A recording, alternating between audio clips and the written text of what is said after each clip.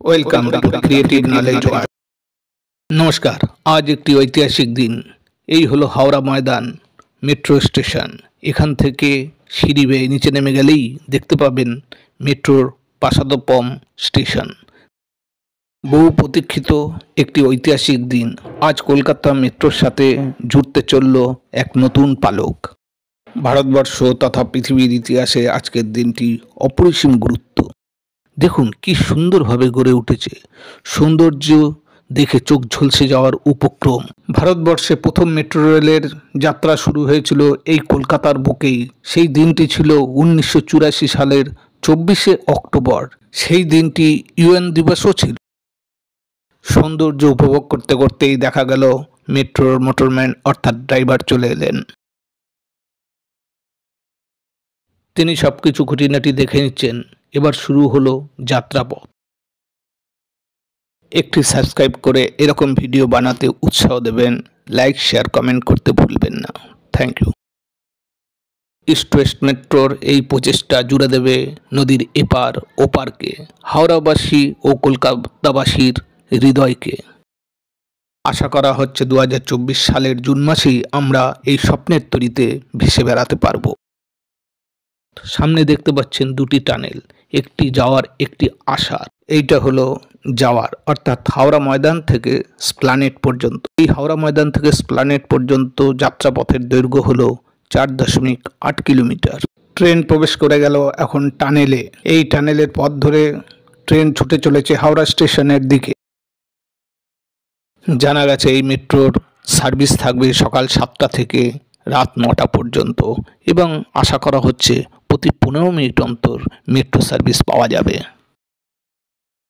আশা করি এই ম্যাপটি আপনাদের অনেক কাজে আসবে।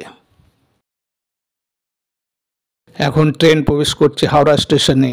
এর দুদিকেই অটো ডোর আছে। স্টেশনে ঢোকা মাত্রই অটো ডোর খুলে যায়, প্যাসেঞ্জার দুদিক দিয়েই নামতে পারবে।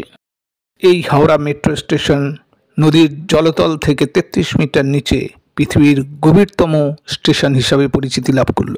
হাওড়া স্টেশনের পরে এখান থেকেই ট্রেন প্রবেশ করছে গঙ্গার নিচে। দূরে দেখতে পাচ্ছেন ব্লু লাইট। এই ব্লু লাইট ইন্ডিকেট করছে ট্রেন প্রবেশ করে যাবে জলের নিচে। গঙ্গার নিচে সর্বমোট পথের দৈর্ঘ্য 520 মিটার এবং এই পথ অতিক্রান্ত করতে সময় লাগে 45 সেকেন্ড। মেট্রোর গতিবেগ 80 কিলোমিটার প্রতি ঘন্টায় হওয়ার কথা, কিন্তু এখন তার নিচেই চলছে। আপনারা দেখতে পাচ্ছেন অদ্ভুত অকল্পনীয় এক মনোরম দৃশ্য। ভাবতে অবাক লাগছে আমরা ছুটে চলেছি গঙ্গার নিচ দিয়ে। আর কিছুক্ষণের মধ্যে এই পথ শেষ হবে, উঠে যাব গঙ্গার অপর প্রান্তে 24 সেকেন্ডের মধ্যে। অর্থাৎ ব্লু লাইন শেষ হতে সময় লাগবে 24 সেকেন্ড। এবার শেষ হলো গঙ্গার জলতল। পরবর্তী স্টেশন মহাকারণ। কলকাতায় ইস্ট ওয়েস্ট মেট্রোর টোটাল পথ 16.55 কিলোমিটার। এর মধ্যে 10.8 কিলোমিটার পথ হলো ভূগর্ভস্থ এবং 5.75 কিলোমিটার ভূগর্ভের উপরে। কলকাতায় ইস্ট ওয়েস্ট মেট্রোর অন্তর্গত হাওড়া ময়দান থেকে স্প্লানেটের দূরত্ব 4.8 কিলোমিটার।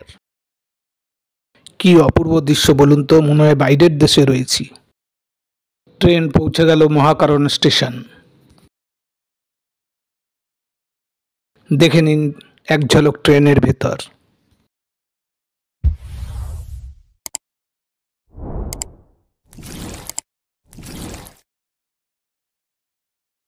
এবার ট্রেন ছুটে চলল স্প্লানেটের দিকে। এটাই হবে যাত্রাপথের শেষ গন্তব্যস্থল। লন্ডন, প্যারিস, টোকিওর সাথে কলকাতা মেট্রো জুড়ল পৃথিবীর ইতিহাসে।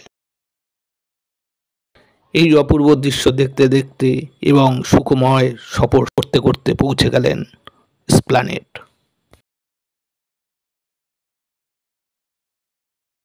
ট্রেন পৌঁছে গেল স্প্লানেড। এখানেও অটো ডোর লাগানো আছে, যাত্রীরা দুপাশ থেকেই নামতে পারবেন। আশা করি ভিডিওটি ভালো লেগেছে। এরম ভিডিও পেতে চ্যানেলটি সাবস্ক্রাইব করে রাখবেন। লাইক শেয়ার ও কমেন্ট করতে ভুলবেন না।